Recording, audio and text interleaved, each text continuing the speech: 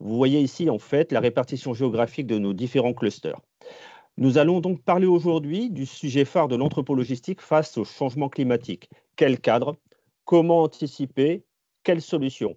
On va essayer en 1 heure top chrono de tenter de faire un premier tour d'horizon des bonnes pratiques et des solutions pour adapter les entrepôts à ce changement climatique impérieux. Il y a des raisons de réglementation, c'est inévitable, mais il y a aussi les questions d'énergie et puis aussi les personnes qui travaillent dans les entrepôts et les plateformes. L'adaptation, en quelque sorte, c'est la direction à suivre pour les entrepôts récents, les entrepôts futurs, et c'est ça, sans doute plus facile pour ces derniers, mais il y a aussi les entrepôts déjà existants. Alors voilà un peu pour cette première introduction, en vous remerciant de vous être inscrits si nombreux et en provenance en fait de toute la France. Alors j'ai encore 2 diapos techniques à vous présenter. Alors une sur la partie thématique. Le timing tout d'abord. 6 grands moments que nous avons choisi de vous présenter avec nos partenaires. Tout d'abord, une présentation synthétisée de nos clusters. On parlera ensuite du contexte technico-réglementaire juste en second point, puis des pistes d'orientation et d'action opérationnelle. Ensuite, un retour d'expérience extrêmement intéressant en immobilier logistique. Et puis, les axes de demain, parmi les axes de demain, le jumeau numérique appliqué à l'entrepôt. Voilà un peu notre programme et je terminerai par quelques recommandations importantes. Alors, nous sommes à peu près 150 acteurs de différents horizons. Il y a des responsables logistiques, des responsables RSE, des experts digitaux, des pros de l'immobilier et du bâtiment, des architectes, des cabinets conseils. Nous sommes actuellement tous ensemble sur Teams, donc nous vous invitons en fait à bien garder, si vous en êtes d'accord, votre micro fermé. Évitez si possible les bruits de fond. N'hésitez surtout pas à utiliser le chat latéral pour interagir en direct si vous le jugez utile. Florence suivra tout cela et pourra enclencher les questions pour la deuxième partie. Alors une petite précision également. Nous enregistrons la séquence. Un lien sera disponible sans doute semaine prochaine via nos LinkedIn notamment. Donc, si vous ne voulez pas être filmé, je vous invite simplement à fermer votre caméra. Je vous en remercie. Et donc, à la fin du webinaire, nous aurons les questions, les réponses beaucoup plus ouvertes et ensuite la conclusion. Donc, je vous remercie de conserver vos questions vers 10h50. L'idée étant bien de terminer à 11h. Alors, sur la partie de notre travail en commun, nous travaillons tous les 6 depuis très très longtemps. Et pour certains d'entre nous, il y a plus de 10 ans, ça ne date pas d'hier. Nous sommes des points de contact pour vous dans les régions. Nous avons convenu de prendre le fil de ce webinaire à tour de rôle. Je vous retrouverai tout à l'heure avec le CEA. Je vais donc laisser la parole à Élodie et Julia pour vous présenter d'une part ce qu'est un cluster et qui nous sommes. Bonne session à tous. Merci. Merci Laurent. Alors, je suis Élodie Le Prouvost, co-déléguée générale de Bretagne Supply Chain. Effectivement, on a des origines géographiques différentes, on a des organisations différentes, on a des structures, voilà, nous on est une association, c'est pas le cas de tout le monde. On est un peu différents, mais on a des points communs qui font vraiment le lien entre nous, notre raison d'être. Alors, à quoi ça sert un cluster logistique? Eh ben, nos 6 clusters partout en France accompagnent la transformation des métiers et des activités vers une filière durable. On fédère tous à notre façon un écosystème et on est vraiment un pivot de la mise en relation entre les acteurs de cet écosystème. On a comme mission tous et toutes de favoriser un travail partenarial pour catalyser vraiment l'innovation et faire émerger des solutions à l'échelle des territoires. Concrètement, objectivement, au quotidien, eh ben, nous, on est capable de repérer et de mobiliser les expertises dans les réseaux et à l'échelle des territoires. On développe et on entretient des liens entre les entreprises et le territoire, donc entre les acteurs du public et du privé, et entre les acteurs du national et du local. Bref, les clusters logistiques sont des acteurs économiques locaux qui servent la performance durable et des entreprises et des territoires. Merci Élodie. Alors, vous avez vu, on essaye de garder un timing un peu serré parce que l'idée, c'est vraiment qu'on tienne nos délais. Alors maintenant, donc moi, je suis Julia Sellette du pôle d'intelligence logistique. On va faire un petit tour de piste de qui nous sommes chacun d'entre nous. Alors, Élodie, je vais te laisser continuer et pour nous présenter Bretagne Supply Chain. Tu as une Ok, minute. ben, complément de ce que je viens de dire, effectivement, l'ambition de Bretagne Supply Chain, c'est vraiment de fédérer les énergies pour façonner la supply chain de demain en Bretagne. On travaille sur tous les sujets du transport, de la logistique et de la supply chain, donc inclus le volet vraiment supply chain management. On est à l'échelle des 4 départements bretons. On fédère presque 190 adhérents, près de 1000 professionnels et on travaille sur tous les sujets, transport, logistique, supply chain, qui touchent le territoire. Merci Voilà. Élodie. Florence, Oui, côté bonjour à LSN. tous. Donc, oui, merci Julia. Donc Florence Robinet-Ganchef, je suis la directrice de logistique Seine-Normandie, donc le cluster logistique normand. Alors nous, notre échelle d'intervention, bien évidemment, c'est la région Normandie dans son ensemble, mais également l'axe Seine, puisque, comme vous le savez, la logistique n'a pas de frontières, ne s'arrête pas aux frontières administratives. Et donc nous, notre échelle de pertinence, c'est vraiment la vallée de la Seine entre Le Havre et Paris. Notre cluster regroupe aujourd'hui environ 250 membres qui émanent de l'ensemble de la supply chain, aussi bien des transporteurs, des logisticiens que des industriels. Et nous nous appuyons sur 5 clubs logistiques sur le territoire pour être au plus proche des préoccupations territoriales, puisque les territoires ont des spécificités ou des problématiques qui peuvent être diverses. Et bien évidemment, cette année, on va se focaliser, compte tenu du contexte économique, essentiellement sur le réseau, le business et l'innovation, pour vous aider à tirer votre épingle du jeu et continuer à pouvoir faire un max de business en cette période un peu compliquée. Mais bien évidemment, nous traitons d'autres sujets comme la RSE, les sujets RH et le territoire, notamment avec les problématiques foncières. Voilà. Merci à vous, à dispo si besoin. Merci Florence. Alors, on continue. Alors, c'est le pôle d'intelligence logistique. Alors, le pôle d'intelligence logistique, on est un cluster, et comme les 2 précédents que vous avez pu avoir. Pour nous, on est un vrai laboratoire, en fait, pour expérimenter finalement des choses qu'on ne pourrait pas faire seul. Donc, on réunit à peu près 200 entreprises adhérentes, donc un petit peu comme Bretagne Supply Chain. On a à peu près le même fonctionnement, le même format aussi de gouvernance. Et dans l'ambition que l'on a, c'est d'arriver à accompagner la transformation des entreprises du territoire, notamment vers plus de durabilité, mais également de le faire savoir, donc d'avoir aussi tout un axe autour de la communication, de la promotion de cette filière, promotion aussi des métiers.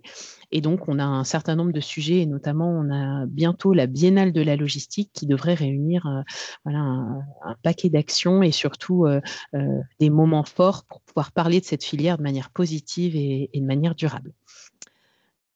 Là encore, on est situé sur la région Auvergne-Rhône-Alpes, mais plus particulièrement en fait sur la zone Nord-Isère, là où on a la plus grosse plateforme logistique de France. Pour Eura Logistique, Laurent. Voilà, donc moi je vais vous parler depuis le Grand Froid du Nord. Donc Eura Logistique, c'est un pôle de la région Hauts-de-France. Donc notre particularité, c'est d'être sous maîtrise d'ouvrage de la Chambre de commerce et d'industrie Hauts-de-France, mais aussi complètement imbriqué dans une fédération d'acteurs autour du multimodal qui s'appelle Norlink. Donc nous intervenons auprès d'à peu près 150 entreprises par an. Et puis une petite particularité, c'est que nous avons un campus d'environ 10 hectares qui est situé juste à l'entrée d'une plateforme multimodale qui s'appelle Delta 3, une plateforme trimodale et qui nous permet ensuite de travailler sur l'ensemble de la région de France. Merci. On continue avec Pascal. Bonsoir. Bonjour, Franck Jean, donc je suis directeur du PASCA. Donc, Laurent parlait du froid du Nord, où je vous accompagne avec le soleil de l'Ouest. Donc le PASCA, comme mes petits camarades, est un cluster, mais également un centre d'expertise et de compétences qui permet de travailler en opérationnel sur les projets, avec une perspective très importante compte tenu du contexte sur le business, sur la décarbonation, et une spécificité également sur tout le traitement de données avec des compétences en propre pour traiter les données au travers de l'IA. Donc avec un périmètre qui part du premier fournisseur jusqu'au dernier client sur l'ensemble des flux physiques et d'informations. Donc d'environ même profil que mes autres camarades, c'était environ 200 membres. Et une particularité, on intègre à la fois des industries, également des apporteurs de solutions technologiques et digitalisation, dans une perspective de développement de la logistique comme facteur de développement de l'emploi, de l'industrie et du développement territorial. Merci beaucoup. Merci François. Et pour terminer, Tenlog. Bonjour, François de Berthier, je suis président du cluster Tenlog. On est le plus récent des clusters logistiques puisqu'on n'existe que depuis 2018 et nous nous attachons dans notre région à être vraiment un outil de démarche collaborative entre les collectivités locales, les transporteurs, les chargeurs, pour arriver à moderniser toute la filière logistique, mieux l'intégrer, que ce soit par rapport aux industriels ou par rapport aux régions desservies, et accélérer la durabilité des transports. Voilà. Donc, on est inscrit dans une région qui est l'Occitanie, qui a choisi un plan qu'ils ont appelé Région à énergie positive. Et donc, on est fortement impliqué dans l'accompagnement de ce plan, avec environ 178 membres et pionniers, les pionniers étant des transporteurs que nous avons mis en valeur parce qu'ils sont déjà réellement engagés dans la mutation énergétique et digitale. Merci à tous. Donc, voilà, vous avez un petit panorama donc, de qui vous avez en face de vous. On va commencer, on va dire, nos interventions. Donc, je vais demander à François de prendre la main avec son intervenant. Donc, merci beaucoup, Julia. Donc, nous allons commencer par intervenir sur les problématiques de réglementation de l'entrepôt face au changement climatique. Ce que je n'ai pas précisé, on est tous dans des contraintes foncières, des contraintes d'optimisation foncière, d'optimisation d'entrepôt. Et ces contraintes sont notamment nourries par la partie réglementation. Donc, j'ai le plaisir d'accueillir Guillaume Daoulas, qui est directeur général de SPI Batignolles Ingénierie, qui va vous présenter, qui va vous décortiquer l'ensemble de ces éléments. Guillaume, c'est à toi. Bonjour à tout le monde. Je vais être obligé de commencer en te contredisant un peu. Donc, je suis directeur de Bâtir France Ingénierie, qui est une filiale du groupe SPI Batignolles. Je ne suis pas du tout directeur général de SPI Batignolles. Donc j'ai la lourde charge et honorable charge que de faire un petit topo là, sur le contexte réglementaire du bâtiment logistique. Donc je pense que tout le monde sait ici ce qu'est un bâtiment logistique, hein, mais qui du coup est régi par énormément de réglementations différentes. Le travail que je vous présente est aussi le fruit d'un travail qu'on fait actuellement sur un projet de recherche pour l'ADEME avec le PASCA, une entreprise logistique qui est IDEA également. Et donc, pour le compte de l'ADEME, on a essayé de catégoriser les normes dans un sens qui nous paraît un peu logique, quand bien même elles sont toutes intriquées les unes avec les autres, avec un premier segment qui fait état des normes techniques qui sont vraiment strictement propres à la construction, le second qui est plutôt lié à une particularité de l'usage des bâtiments et donc dans le cas présent des bâtiments logistiques, et puis enfin tout le faisceau des contraintes et des normes environnementales et foncières qui sont intervenues ces dernières années. Bon, je vais passer rapidement sur ce qu'est un bâtiment, hein. Mais aujourd'hui, les normes de la construction, c'est déjà énormément de contraintes de matériaux et de techniques de construction qui vont des fondations à la structure, donc qui intègre la charpente, dalles, élévation des murs, couverture, tout ce qui est l'eau technique et ainsi que les énergies renouvelables. Voilà. Donc ça, déjà, c'est toutes les codes de la construction que nous, on peut avoir. Se rajoutent du coup les codes de la construction et de l'habitation, qui intègrent des contraintes réglementaires autres, telles que la sécurité incendie, les résistances des structures et les niveaux de performance énergétique, indépendamment des contraintes environnementales qui vont arriver derrière. Et à ça s'ajoute également, du coup, toutes les normes techniques de construction par rapport aux énergies renouvelables, qui aujourd'hui, pour lesquelles le nombre de solutions sont en train de s'élargir de manière considérable et qui chacune, du coup, implique chacune aussi des techniques spécifiques et pour lesquelles on a des obligations. Donc, je vais passer très très rapidement, je ne crois pas que ce soit l'objet d'aujourd'hui que de vous faire des cours sur le bâtiment en tant que tel. En plus de ces normes de construction, s'ajoutent toutes les normes qui sont liées aux contraintes d'usage. La première, qui est essentielle puisqu'il s'agit d'un bâtiment d'activité dans le cas des bâtiments logistiques, c'est du coup le code du travail et la sécurité au travail. Donc ça impose énormément de normes, que ce soit sur des normes de sécurité de poste de travail, d'ergonomie, etc. Donc ce qu'on retient à travers ça, c'est qu'il y a c'est un des points les plus importants, enfin, un point très important en tout cas dans l'usage des bâtiments logistiques, c'est le respect du code du travail, puisqu'il y a pas mal de contraintes, et la particularité, c'est aussi que ces normes sont susceptibles d'évoluer. Une des contraintes les plus importantes dans le cas des bâtiments logistiques, c'est les contraintes ICPE, dans le cas d'installations classées. Donc, sur les contraintes ICPE sont tributaires de ce qui est stocké à l'intérieur du bâtiment. Et donc, ça peut avoir énormément d'impact sur la conception même du bâtiment, son architecture, la nature de ses matériaux, la configuration sur le terrain. Et donc, c'est une des contraintes qui apparaît essentielle de maîtriser très en amont dans la conception d'un projet, et qui est aussi parfois une des contraintes les plus dures à piloter pour nos clients qui ne sont pas forcément tous érudits sur le sujet, parce que c'est vraiment une spécialité en tant que telle. Qui plus est, c'est des normes qui évoluent assez fréquemment.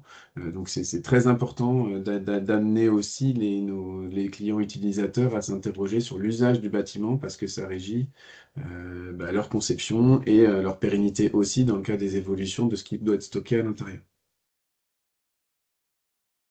Donc ça, c'était pour aussi faisceau des usages. Ce qui nous intéresse plus dans le cas de l'adaptation, je pense, aux évolutions climatiques, c'est tout le faisceau des contraintes réglementaires qui arrivent sur la partie environnementale. Il y a un premier faisceau qu'on a intégré dans la catégorie environnementale qui concerne du coup l'aspect foncier, puisqu'au sens sémantique du terme, environnement, c'est aussi sur lequel il se situe. Donc c'est régi par le PLU, qui est le plan local d'urbanisme, hein, qui catégorise du coup les parcelles foncières et qui indique les natures et les destinations que peuvent avoir ces parcelles en termes d'activité. Donc ça, c'est le cadre réglementaire qui permet de savoir si on peut implanter un bâtiment logistique sur tel ou tel foncier. Le PLU a été récemment impacté par l'introduction du zéro artificialisation nette, dont beaucoup d'entre vous ont entendu parler, qui a une vocation à long terme, c'est de stopper l'artificialisation des surfaces, puisqu'aujourd'hui, on avait comme indicateur un peu macro que c'était de l'ordre d'un département de surface agricole qui disparaissait par décennies. Voilà. Donc, sur cette motivation-là, je pense que, encore une fois, c'est une motivation qui est légitime, mais aujourd'hui, elle a un impact non négligeable dans la disponibilité des fonciers.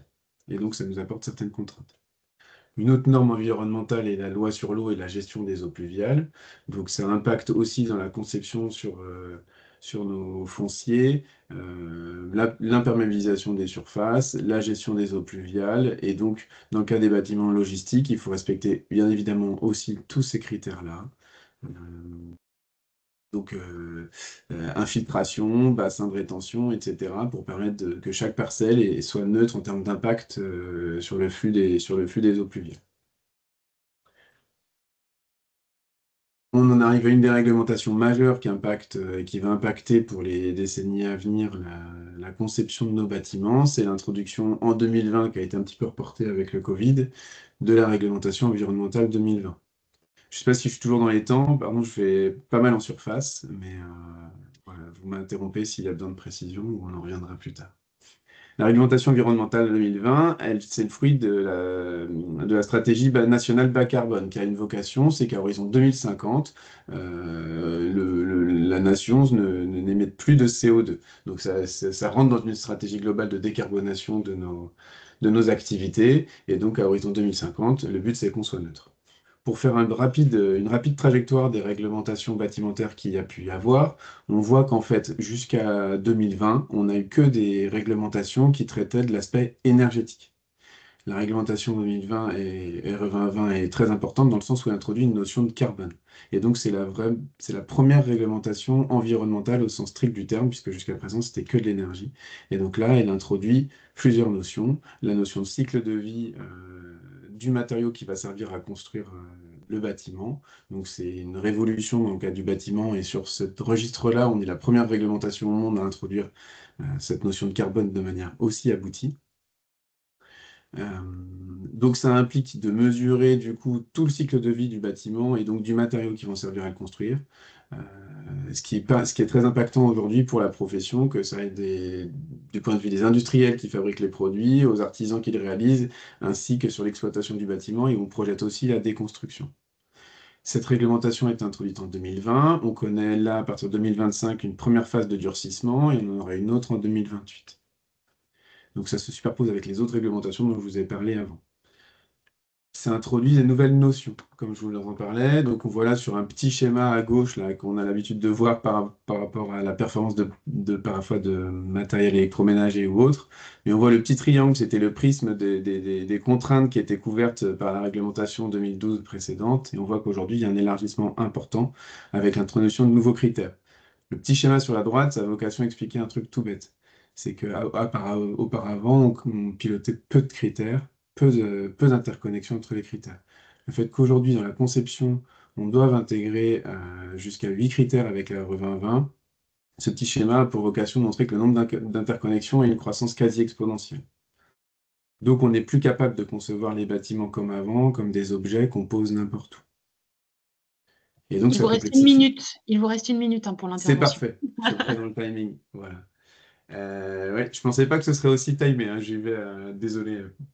On voit aussi qu'il y a un étoffement aussi de la réglementation, mais aussi avec des labels qui viennent compléter cette réglementation. Donc, les labels sont intéressants parce qu'ils viennent souvent préfigurer des réglementations futures. Voilà. Donc, je passe assez rapidement. L'ouverture qu'on souhaitait faire là-dessus, aujourd'hui, on voit qu'il y a un faisceau de réglementation qui arrive, qui complexifie la conception des bâtiments, et ça vient aussi percuter une nouvelle obligation qui va arriver pour les entreprises. Dans un premier temps, les grosses entreprises, c'est l'introduction de la CSRD, qui a vocation à avoir la soutenabilité et la résilience de l'activité des entreprises. Donc, on parle souvent de millefeuille réglementaire, et c'est vrai que c'est difficile de se maintenir à niveau. Ça devient de plus en plus complexe de concevoir les bâtiments, et on est de plus en plus sollicité sur nos clients sur ce registre-là. Mais on voit qu'en gros, ça amène une question, c'est qu'on ne peut plus construire des bâtiments type et comme des coquilles vides sans s'intéresser sur le process, alors que donc il faut vraiment intégrer ça, mais en même temps, il faut intégrer la notion d'adaptabilité et de réversibilité. Et puis pareil, les bâtiments doivent plus être conçus n'importe comment. Et en même temps, pour décarboner, on se rend compte qu'il faut industrialiser massivement la construction. Donc tout ça, ça amène certes des contraintes, mais qui nous permettent d'innover. Sur ce registre-là, vous avez évoqué le BIM tout à l'heure, donc je vais passer. La notion de construction hors site, et pas mal d'innovation aussi sur les matériaux et dans l'exploitation des bâtiments, avec pas mal de maintenance prédictive, la verticalisation, l'automatisation. On a 2-3 exemples. Ça, c'est un projet sur lequel on a travaillé avec le PASCA, où les contraintes de site étaient fortes, mais on a réussi par l'innovation à faire une extension très précise par la captation, on voit en bas, du bâtiment existant. C'était un site contraint, donc on a fait une extension sur pilotis. Dans le cadre de réhabilitation de friches, c'est aussi des opportunités. Là, on a un exemple d'un projet qu'on a pu réaliser il y a quelques années, mais où c'était une friche industrielle où on a concassé tous les gravats. Ça a permis de recréer la plateforme. C'était un site de nidification, donc ça a permis de faire un parcours aussi nature pour les salariés. Ça a aussi donné une motivation pour faire de l'ambition environnementale sur ce projet qui a été labellisé sur plusieurs registres. Et puis, ça permet d'innover. Et je conclus sur le projet sur lequel on est en train de travailler avec le PASCA IDEAD, sur lequel on travaille sur l'entrepôt 4.0 durable, avec des recherches sur la mutualisation des usages, les verticalisations. Et ça permet, grâce au digital, d'explorer une multitude de scénarios. Voilà. Bon, j'espère que je n'ai pas été ni trop long, ni trop rapide. Vous avez un petit peu abordé. Parfait, Guillaume. Merci. Parfait, Guillaume. Merci beaucoup, Guillaume. Par rapport à une question que je vais passer, on essaiera également effectivement de vous passer les présentations et ça permettra aussi d'échanger avec les personnes si vous avez des questions complémentaires. Rapidement, donc je vais passer la main avec M. Debertier de Tenlog pour la suite de l'intervention. Allez-y, M. Debertier. Oui, rebonjour. Donc, j'ai eu le plaisir de vous présenter Monsieur Franck Lama, qui appartient au groupe IDEC, qui est un partenaire du cluster Tenlog depuis son origine, pour son établissement de Montpellier. C'est un groupe national et en passant la main à Franck, je vais lui demander d'abord de présenter lui-même le groupe IDEC et son rôle au sein de ce groupe. Bonjour à toutes et À vous, tous. Franck. Vous m'entendez? C'est bon? C'est bon. Parfait. OK. Je vais partager. Effectivement. Donc, très rapidement, le groupe IDEC. Le groupe IDEC, nous sommes un acteur immobilier global. Global, pourquoi? Parce que nous sommes à la fois aménageurs, promoteurs. Nous sommes concepteurs, constructeurs. C'est notre métier, un constructeur de bâtiments. Spécialisés en logistique, mais pas que, puisque nous intervenons également dans l'agroalimentaire, dans la santé, dans les hautes technologies. Et nous sommes également investisseurs, nous développons des solutions énergétiques et puis on se développe à l'international. Voilà. Et moi, je suis directeur recherche et développement de Cropidec Engineering sur les thématiques développement durable. Alors, Je passe dans juste la votre slide. travail, est-ce que vous avez commencé à intégrer justement l'évolution des conditions climatiques et est-ce que vous pouvez nous faire part d'expériences concrètes que vous avez mises en œuvre? Alors, effectivement, dans notre métier de constructeur, on prend en compte la réduction de notre impact sur le réchauffement climatique. Mais aujourd'hui, je vais vous parler un peu de l'effet inverse. C'est comment adapter nos modes ou nos constructions ou nos bâtiments existants, d'ailleurs, au dérèglement climatique. On doit s'adapter, effectivement, on doit adapter les constructions au changement climatique, notamment des épisodes de plus en plus fréquents, de plus en plus intenses, de canicules, de sécheresses, d'inondations, de tempêtes. Donc c'est un petit peu l'effet inverse que je vais évoquer aujourd'hui. Quand on parle de dérèglement climatique, la première chose qui vient en tête, effectivement, c'est la hausse des températures avec des périodes de canicule assez longues. Et tout de suite, on va évoquer le sujet du rafraîchissement des bâtiments et c'est pourtant la solution que je mettrai à la fin. Il y a des solutions déjà beaucoup simples, moins coûteuses, notamment la couleur des bâtiments. C'est peut-être assez simple, mais effectivement, aujourd'hui, que ce soit des bâtiments neufs ou des bâtiments existants, on sait repeindre une toiture en blanc. Il y a des systèmes de cool roof, par exemple, qui permettent de repeindre les toitures en blanc, ou dans la conception des bâtiments, effectivement, suivant leur localisation, bien réfléchir à la couleur des bâtiments. La deuxième solution, c'est l'isolation. Les entrepôts logistiques, pendant des années, on a eu quand même des bâtiments qui n'étaient pas très fortement isolés parce qu'on ne chauffait pas forcément beaucoup les bâtiments. Ça a un peu changé depuis quelques années. Mais effectivement, quand on va parler de haute température, eh bien, il faut avoir, et on peut le faire notamment dans le cadre des réfections des étanchéités, un sujet sur l'augmentation de l'isolation des bâtiments. Ensuite, on va parler de rafraîchissement passif, ce qu'on appelle le free cooling. Ce sont des solutions qui permettent la nuit, effectivement, d'évacuer des calories, solutions que l'on déploie aujourd'hui, soit avec l'ouverture des lanternaux, soit en mettant en place des extracteurs qui nous permettent, effectivement, la nuit d'extraire les calories. Et puis, l'un des derniers points sur la partie problématique de température d'été, c'est la perméabilité à l'air. Sur les bâtiments neufs, aujourd'hui, on a très souvent des autodogs, des systèmes de portes automatiques qui permettent de ne l'ouvrir que quand on a un camion à quai. Sur les bâtiments existants, on en a moins. Donc, ça peut être des adaptations que l'on peut faire des bâtiments pour éviter effectivement l'entrée des calories dans les bâtiments. Et enfin, la dernière solution, c'est celle qu'on évoque normalement au début, mais je la mettrai vraiment à la fin, c'est la mise en place de pompes à chaleur ou de rooftop, mais qui vont également engendrer des consommations complémentaires. Et aujourd'hui, on lutte pour réduire les consommations, ou alors qui vont mettre en œuvre des flûtes frigorigènes qui, eux aussi, ont un impact sur le réchauffement climatique. Donc, ça se mord un petit peu la queue. Donc, effectivement, c'est une solution que l'on traite au final. Voilà, ce qu'il faut savoir aujourd'hui, c'est qu'on a des modèles de calcul qui nous permettent effectivement d'anticiper tous ces impacts, puisqu'on a des modèles qui nous permettent d'estimer les températures à horizon 2030, 2040, 2050, et qui nous permettent de calculer et de valider tous ces choix techniques dès la conception de bâtiments ou dans le cadre d'adaptation de bâtiments existants. Le deuxième thème, quand on parle effectivement d'impact du dérèglement climatique, c'est l'inondation. Avec des pluies de plus en plus fréquentes et de plus en plus intenses. Et là, les sujets, c'est effectivement, on en a parlé notamment sur la réglementation, il faut limiter l'imperméabilisation des sols. Donc, sur des bâtiments existants, on a quelques sujets parfois où, notamment dans le cadre de travaux de mise en place d'ombrières photovoltaïques, on en profite pour déconstruire le parking et passer sur des sols infiltrants ou de la création de noues. Voilà, ce sont des choses qui sont possibles. Et puis, augmenter l'infiltration des sols, création de noues, j'en parlais, augmentation des bassins. Aujourd'hui, sur des bâtiments neufs, on a de plus en plus de cas où on nous demande d'infiltrer à 100% les eaux de pluie. Les eaux de pluie. Voilà. Après, le contexte effectivement hydrogéologique du site, son emplacement, fait qu'on ne pourra pas forcément traiter systématiquement ce sujet-là.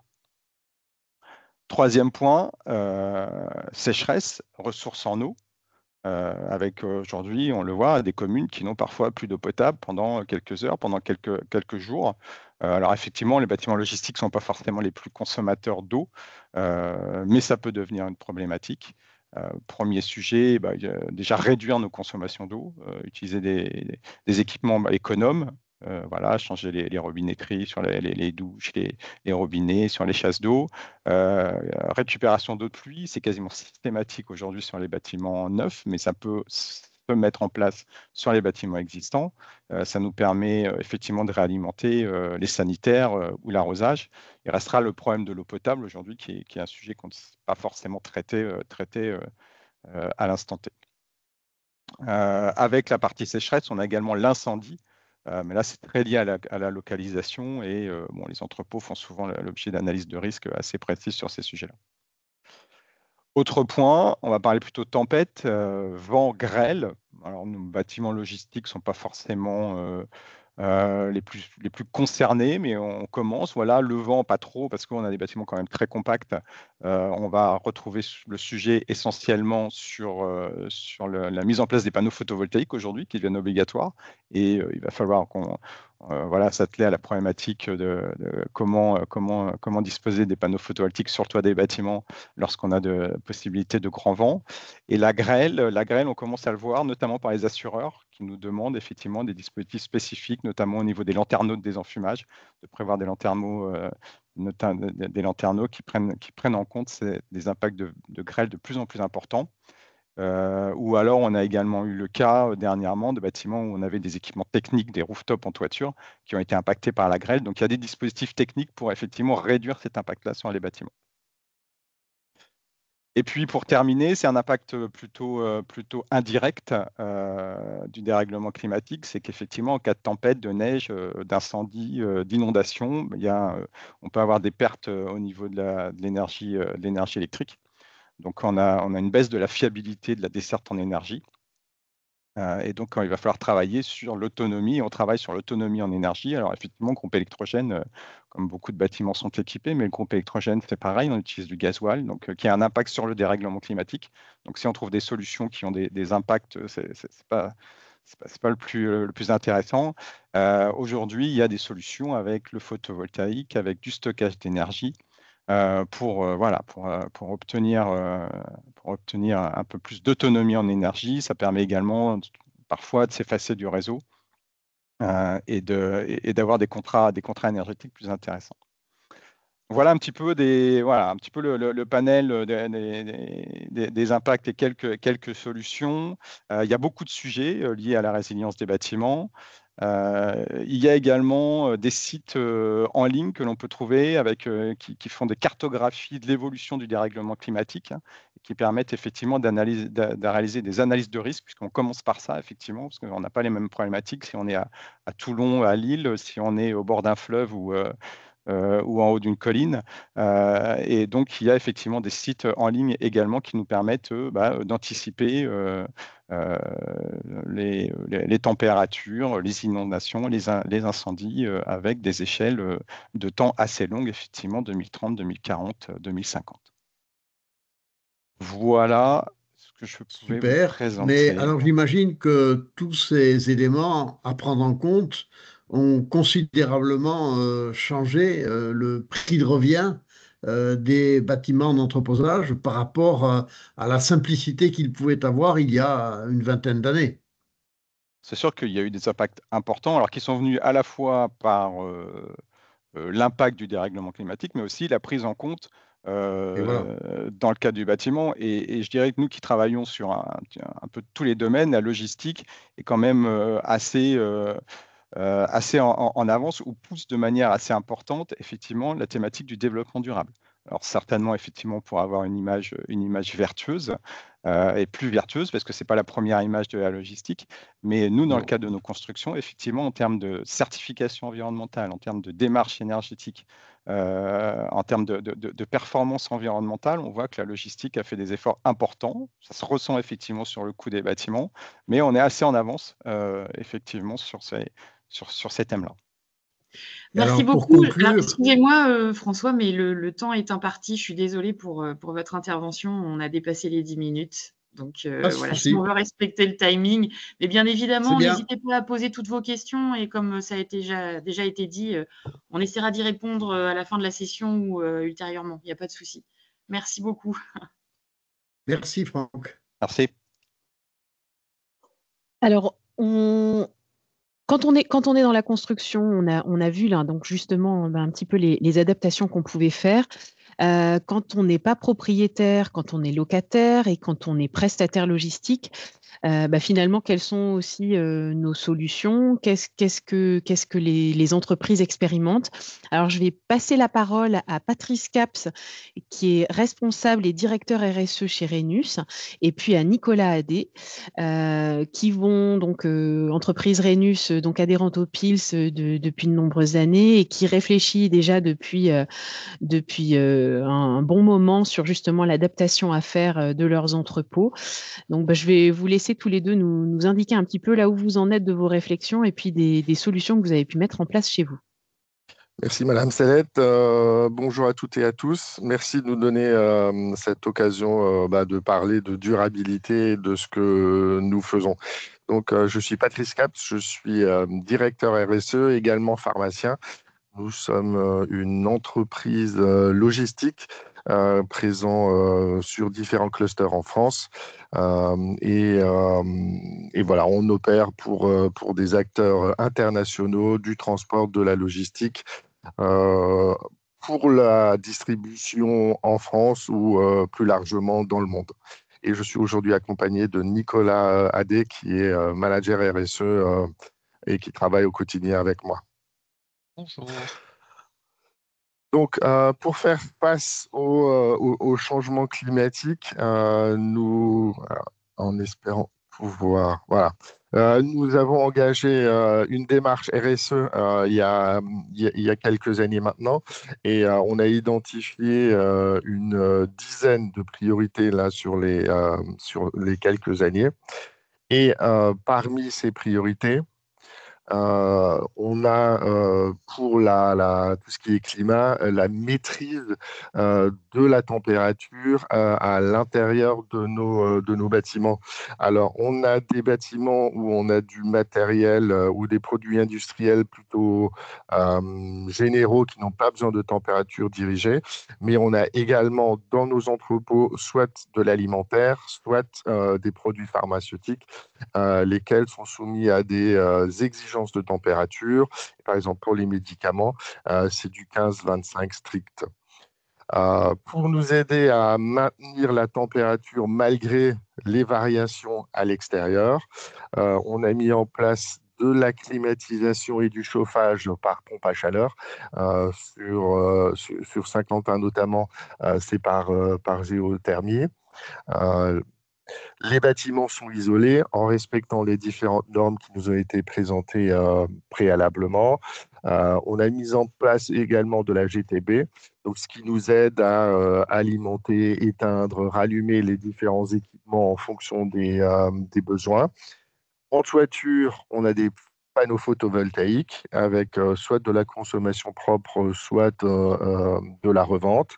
On a également parlé préalablement de la réutilisation, de l'utilisation de pluie qui est collectée, qui est utilisée pour les toilettes, pour le lavage des sols, pour l'arrosage, etc., pour le réapprovisionner certains chariots électriques également.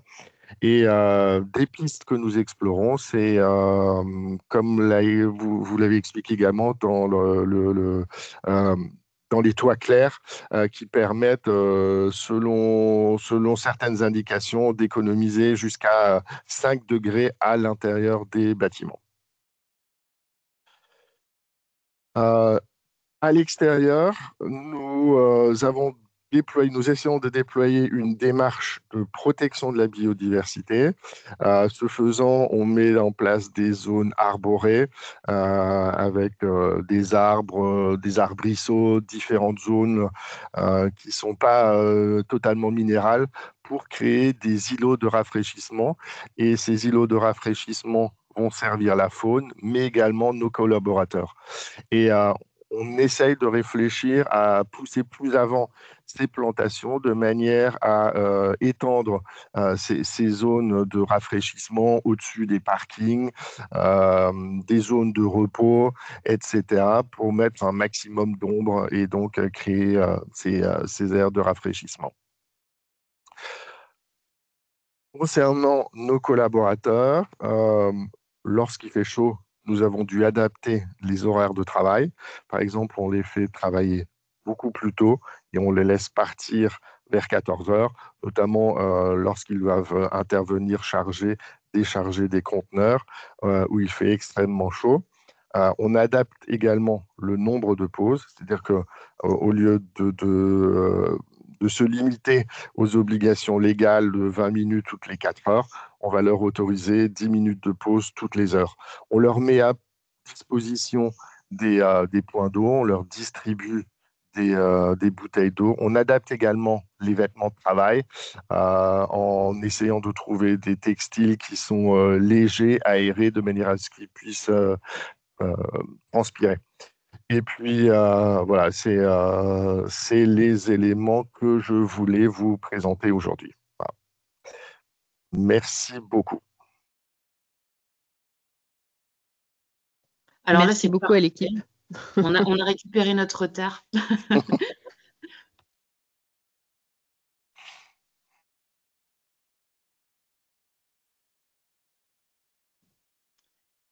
On laisse la parole à Laurent, du coup, pour Aura Logistique. Voilà, j'espère que tout s'affiche correctement. Voilà, Julia et Rhénus, merci pour ce super retour d'expérience. Alors, dernière intervention avant de laisser la parole à Florence pour les questions, comme on l'avait dit, et puis les conclusions. Effectivement, le digital, c'est un moyen pour maîtriser. On parle souvent de jumeaux numériques, voire de digital twins, parfois de double digital. Avec le CEA Tech et son laboratoire en région Hauts-de-France, on va vous dire comment le digital va être utilisé sur notre entrepôt démonstrateur. Et donc, j'invite mon ami Boris d'Artigueux-Pérou à prendre la parole et nous expliquer tout ça dans le détail. Boris ? Oui, je suis là. Bonjour à tous.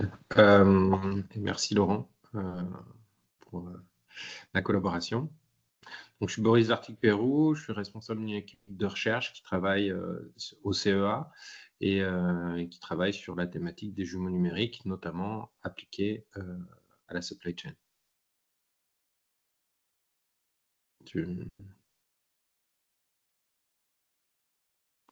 Ouais, donc dans le cadre d'un projet France 2030 Logistique 4.0, donc on a répondu avec Laurent et le but du projet, c'est donc de développer des jumeaux numériques génériques permettant d'améliorer la consommation énergétique d'un entrepôt logistique, à la fois, et je pense qu'on l'a vu dans les présentations précédentes, d'un point de vue de l'infrastructure, d'accord ? Donc finalement, c'est quels sont les bons choix en termes d'infrastructure qui réellement vont permettre de réduire la facture.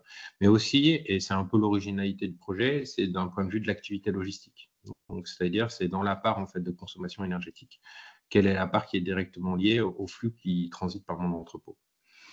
Et la deuxième originalité de ce projet, c'est qu'il y a un cas d'usage, puisque, comme vous pouvez le savoir, et Laurent me l'a souvent répété, que les professionnels de la logistique ont besoin d'exemples concrets pour pouvoir se projeter et pouvoir avancer. Donc, comme on est quand même sur des sujets un petit peu innovants, l'idée, c'était de travailler sur un cas de démonstrateur à l'échelle de l'entrepôt école présent sur le site de Ralogistique. Peut-être, Laurent, tu veux en dire un mot ? Non, simplement, ouais, on va dérouler. Ok. Donc là, j'ai une petite présentation juste pour vous rappeler quelques concepts, parce que c'est vrai qu'on entend beaucoup parler de jumeaux numériques, de BIM, etc. Donc moi, je vais essayer un peu de préciser ce que nous, on entend, en tout cas dans mon équipe, sur le jumeau numérique. Donc ça, c'est la définition à industrie du futur, Alliance Industrie du futur. Donc un jumeau numérique, en gros, c'est une copie, en tout cas, c'est une représentation digitale de quelque chose de réel, d'un système réel. Et Ce qui est très important, souvent on l'oublie, c'est pour répondre à des usages spécifiques. Là, en l'occurrence, c'est par exemple prédire quelles bonnes pratiques vont permettre de réduire ou pas l'empreinte énergétique et quel impact ça peut avoir sur le taux de service, par exemple, de l'activité. La deuxième chose, c'est, on nous pose souvent la question, est-ce que le jumeau numérique fait du temps réel? En fait, ça dépend des jumeaux numériques, puisque vous imaginez bien qu'un jumeau numérique qui est un outil d'aide à la décision qu'on va interroger tous les 6 mois, n'a pas besoin d'être mis à jour aussi régulièrement qu'un jumeau numérique qui est en fait une sorte de serious game, par exemple un simulateur de vol. Et la dernière chose, c'est un jumeau numérique, pour pouvoir, comme c'est un outil d'aide à la décision, il est doté d'outils d'exploitation avancés qui peuvent permettre soit juste de comprendre, d'analyser et de prédire ou d'optimiser le fonctionnement de l'entité réelle. Voilà. Donc, je peux dérouler. Hop. Donc, des jumeaux numériques, du coup, il faut se poser la question, quelle est l'entité réelle? Ça peut être un composant, donc un boulon dans un moteur d'avion ou un écosystème, carrément un territoire, hein, par exemple. Et il y a un niveau en fait, de précision, ou en tout cas d'adhérence à la réalité du jumeau numérique. Et si on devait finalement balancer un peu tous les jumeaux numériques, tout en bas à gauche, on trouverait des outils de CAO qui nous permettent d'avoir des maquettes numériques, de faire des tests. C'est presque des jumeaux numériques multiphysiques. Et tout en haut à droite, on va dire, moi je le dis en rigolant, mais on aurait plutôt des McKinsey qui vont faire des études sur des systèmes extrêmement complexes, mais avec toute une panoplie d'hypothèses simplificatrices qui permettent de traiter des sujets très long terme sur des systèmes très complexes. Et nous, au CEA, on se positionne, si tu veux faire un truc de plus, c'est par ici, on va essayer de travailler sur les systèmes complexes et de les rendre les plus réalistes possibles. Pourquoi? Puisque comme c'est des outils d'aide à la décision, plus ils sont réalistes et plus le risque que l'on va prendre en suivant la recommandation du jumeau numérique va être faible. C'est bon, on peut avancer comme on n'a pas trop de temps. Voilà, donc ça c'est une autre manière. Donc ce que je veux juste démystifier, c'est qu'il n'y a pas qu'un type de jumeau numérique et que nous, dans notre équipe, on s'intéresse donc au système complexe, c'est l'échelle verticale. On s'intéresse à des jumeaux numériques qui sont appliqués dans tout le cycle de vie du système. Donc ça, c'est l'échelle horizontale, donc dans des phases de conception, de construction, d'exploitation ou plutôt stratégique à long terme. Et il y a deux choses aussi sur lesquelles, donc ça c'est le dernier axe, c'est l'axe de profondeur, c'est l'usage, je l'ai mentionné au début, et ça c'est très important, parce qu'un jumeau numérique qui permet, on va dire, de recueillir les données de l'existence, c'est une chose. Un jumeau numérique qui permet de prédire le comportement du système la journée d'après, le mois d'après ou l'année d'après, c'est différent et c'est le sujet sur lequel on travaille avec ce projet avec Laurent. Voilà. Donc, vous connaissez sûrement l'adage de comment vous faites pour réussir tout ce que vous entreprenez et la personne elle répond, je prends des bonnes décisions. Comment vous faites pour prendre des bonnes décisions? Ça vient de l'expérience. Et comment l'expérience vient? En prenant des mauvaises décisions. Et un système complexe, c'est justement un système où mentalement, on n'arrive pas à se dire si je prends cette décision, je suis sûr que ça va avoir telle ou telle conséquence. Et donc, surtout le désavantage, c'est si on prend une décision, on est obligé d'attendre, si tu fais un cran de plus, Laurent, on est obligé d'attendre un certain temps pour voir en fait la conséquence d'une décision qu'on va prendre. Et sur des sujets qui touchent à l'infrastructure ou à l'activité, ça peut être très très long. Et la promesse du jumeau numérique, c'est dans un laps de temps relativement court, donc on réduit ce laps de temps, on va pouvoir tester plusieurs décisions et voir toutes leurs conséquences et finalement identifier les futurs les plus souhaitables de ceux qui le sont moins. Et notre travail au CEA, c'est de mettre du jus de cerveau à l'intérieur de cette grosse boîte qui est le jumeau numérique d'un système complexe et de le décomposer en sous-systèmes un petit peu moins complexes. Vas-y, tu peux montrer comment c'est à l'intérieur. Voilà. Et comment on travaille l'idée, c'est de définir quels vont être les leviers que vous voulez tester. Donc, par exemple, je ne sais pas, dans le cas qui nous concerne, c'est Quel est l'impact d'une réduction de 10% des engins de manutention sur la consommation énergétique versus le taux de service? Donc là, par exemple, dans les curseurs, les curseurs, c'est les leviers.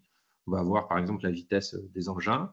La logique métier, c'est toutes les stratégies de picking, de déchargement, enfin, bon, tout ce qui fait l'activité logistique dans un entrepôt. Et les indicateurs, ça peut être voilà, le taux de service, ça peut être le nombre de kilowatts consommés, ça peut être tout un tas de choses. Et donc là, dans le cadre du projet, on s'intéresse à ces indicateurs énergétiques.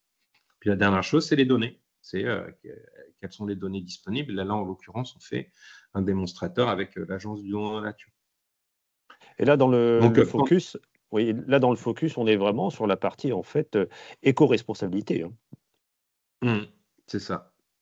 Donc, on développe des modèles et des interfaces. Pourquoi? Pour toujours se poser la question, est-ce que les outils de décision qu'on génère, ils sont proches de la réalité ou pas? Ça, c'est l'adhérence. Ça ne veut pas dire qu'on essaye de toujours être le plus proche possible. Mais la question, c'est de se dire à quelle distance on est de la réalité et donc quel est le niveau de risque que je prends en utilisant cet outil. Et la deuxième chose, c'est ça sert à rien de faire la meilleure technologie du monde si personne ne sait s'en servir. Et ça, c'est l'appropriation des parties prenantes. Et on essaie de développer des interfaces, en tout cas, qui répondent à ces usages-là. Donc là, c'est un peu les travaux en cours. Si tu passes la vidéo, je ne sais pas. Oui, je pense que... ouais. Je ne sais pas si je l'ai en live là. Ouais. Parce que...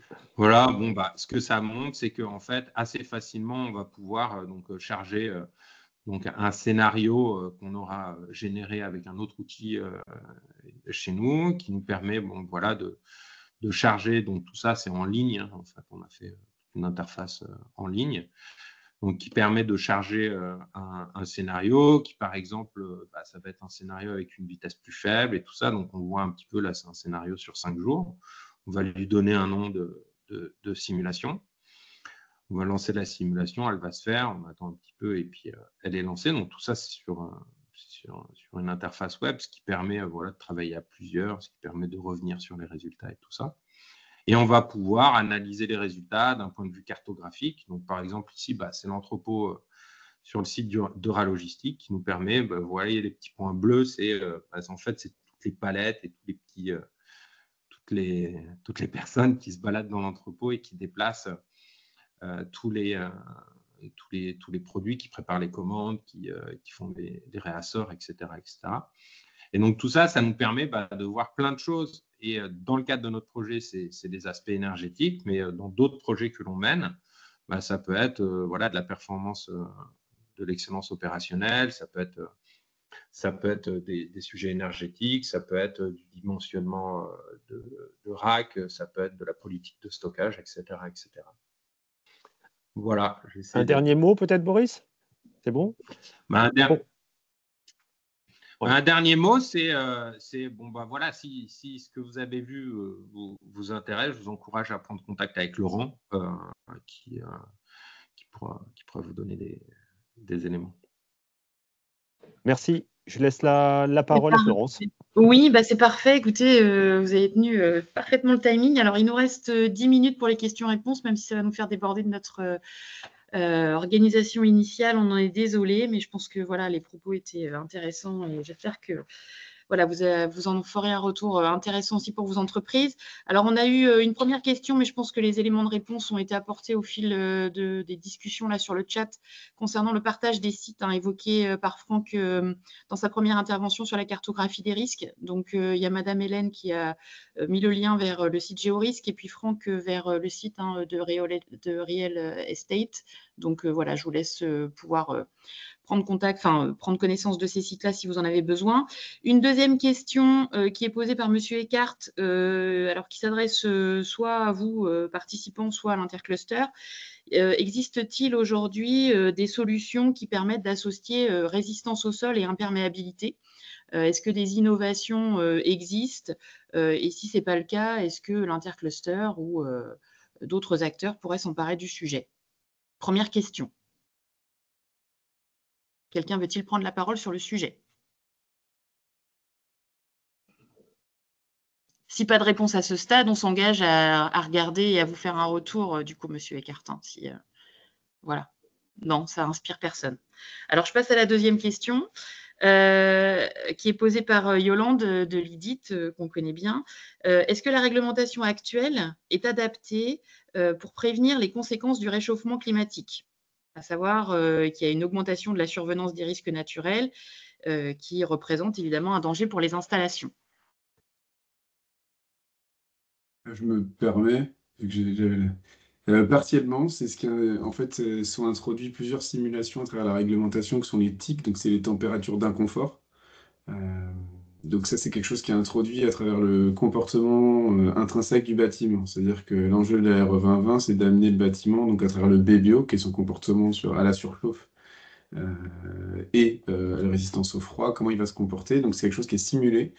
Après, il n'est pas encore simulé avec des évolutions climatiques locales. Donc ça, c'est des sujets qui sont en réflexion, que de pouvoir simuler les risques et de voir dans quelle mesure on peut répondre à des tics futurs qui seraient beaucoup plus importants.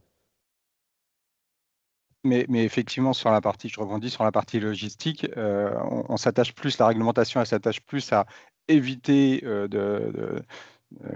l'emballement du dérèglement climatique. Donc, comment on va limiter ce dérèglement climatique plutôt que anticiper et adapter les bâtiments face à ce dérèglement. Merci pour vos retours. Et une dernière question qui a été posée sur le chat. Alors, Madame Bardet, ou Barder, je suis désolée si je prononce mal votre nom. Si j'ai bien compris la question, en fait, elle est plutôt orientée sensibilisation et acculturation des salariés au changement climatique et finalement, comment l'implication des salariés peut permettre ou être à l'origine finalement de préconisations dans le cadre de la conduite du changement face à la prise en compte du changement climatique. Est-ce que c'est déjà des pratiques qui existent? Est-ce que les salariés ont d'ores et déjà, dans certaines entreprises, été pris à partie ou été à l'initiative en fait d'actions ou d'une dynamique de conduite du changement pour accompagner ces sujets de changement climatique?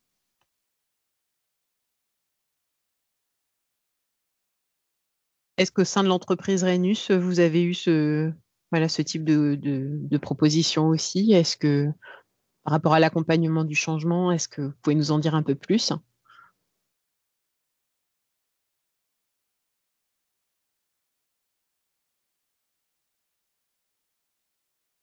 Je ne sais pas si Patrice Caps est toujours là. Moi, je peux juste rebondir. Nous, dans le cadre effectivement des certifications environnementales, que ce soit le BREEAM, le HQE, le LEED ou les labels Biodiversity, il y a des sensibilisations qui sont faites, qui sont encore limitées, mais qui sont réalisées aux utilisateurs des bâtiments sur certaines thématiques. Et puis à l'échelle, alors plutôt du monde de la construction, nous, je vois par exemple en interne, on fait des fresques du climat, ce genre de sensibilisation. Mais effectivement, ce sont des pratiques qui commencent, et dans les démarches RSE également, ce sont des pratiques qui commencent à se développer dans chaque entité. Voilà. Si je peux rajouter juste un mot, côté Pascal, nos membres nous sollicitent de plus en plus justement pour à la fois leur présenter les problématiques supply, qu'est-ce que ça impacte dans la production de leurs produits, et les retours qu'on a des participants salariés des entreprises, c'est justement les questionnements via l'introduction de ces problématiques climatiques dans la supply et par rapport à leur production. Donc ça émerge beaucoup dans la prise en compte globalement de la chaîne de valeur intégrée, et notamment par les salariés. Ce qui est certain aussi, c'est qu'on pense souvent, on fait au froid ou aux perturbations ponctuelles, mais c'est vrai que la chaleur, y compris dans nos régions, devient une vraie problématique, donc peut-être décalage des horaires à un moment. Enfin bref, il y a pas mal de choses à voir dans ce domaine.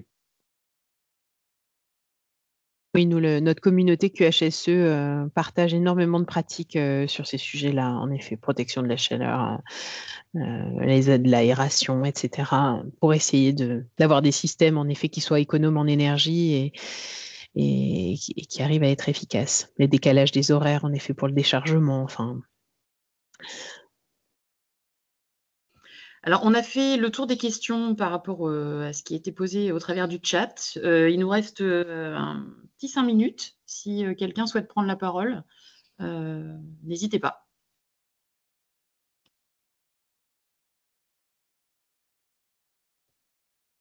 Alors, je vois pas de main levée. Bah, écoutez, c'est qu'on a été très clair. Alors, je rappelle qu'effectivement, pour les questions auxquelles on n'a pas pu forcément apporter de réponse, et puis bon, vous avez aussi nos contacts, vos contacts cluster, donc n'hésitez pas à revenir vers nous si vous avez, après coup et après digestion de tout ce qu'on vient de vous dire, voilà, des questions complémentaires. On sera ravis d'essayer de pouvoir y répondre. En attendant, on vous remercie d'avoir participé à ce premier webinaire intercluster. Alors, voilà, je pense que ça va nous donner envie peut-être d'en faire d'autres, vu voilà, la participation et le taux de participation. Donc, merci à vous. On vous donne rendez-vous donc à la SITL. On sera présent donc à Paris, porte de Versailles, du 1er au 3 avril prochain. Donc, si vous voulez voilà, nous rencontrer, nous serons à votre disposition et on pourra avec plaisir évoquer ces sujets ou d'autres. Vous avez vu la pluralité des sujets qu'on pouvait traiter, donc avec plaisir. Et puis, au plaisir de vous rencontrer, soit physiquement, soit par mail, si vous avez des questions. Merci à tous et bonne fin de journée. À bientôt. Merci beaucoup. Merci. Merci. Au revoir. Au revoir. Au revoir. Au revoir.